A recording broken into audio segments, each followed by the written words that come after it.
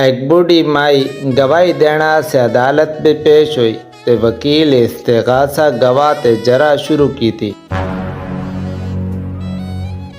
بوڑھی علاقے دی سارے تو پرانی بوڑھیا سی، وہ دنیا دا سرد گرم خوب چنگی طرح سیان دیا سی۔ وکیل استغاثہ بھرپور اعتماد نال مائی دی طرف بڑھیا اور اس کو پوچھیا، او ماسی بشیرہ تم کو سیان دی ہے؟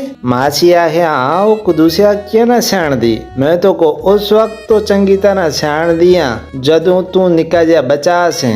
سچ پوچھیں تے تم کو بڑا مایوس کیتے، تو کوڑ آختے ہیں، لڑائیاں کرالتے ہیں تے اپنی کرالی کو بھی دھوکھا دیندے، تو کنڈی پیچھے لوکاں دی برائیاں کر دیں، تو سپر مارکیٹ آلے دے 10,000 روپیہ تک نہیں دیتے، شراب پینے جوا کھیڑ دیں، تو سمجھ دیں تو کوئی مجھ زیادہ ہی ذہین ہے، لیکن توڑے دماغ ہے تے ڈڑا اتنا دماغ بھی نہیں۔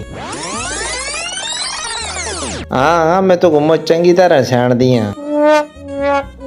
وکیل بیچارہ چلا ہو گیا، جی ہاں سب سون گیا، اسی سمجھ بے ناندہ سے اس کو ہونا آگے کے پوچھے، بڑا گھبرایا تے اس وکیل دفاع دی طرف اشارہ کر کے پوچھیا، مائی بشیرہ تو اس کو سیان دی ہے کہ نہیں سیان دی؟ اب وہ آخنا لگی، اور نہیں تے کیوں؟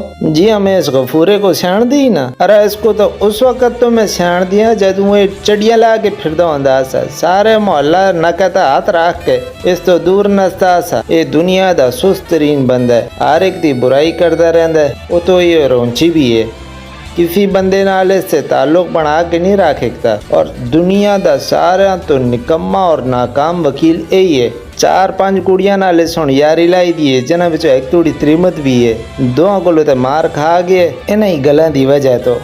اس بندے کو میں بڑے چنگی طرح سیان دیاں۔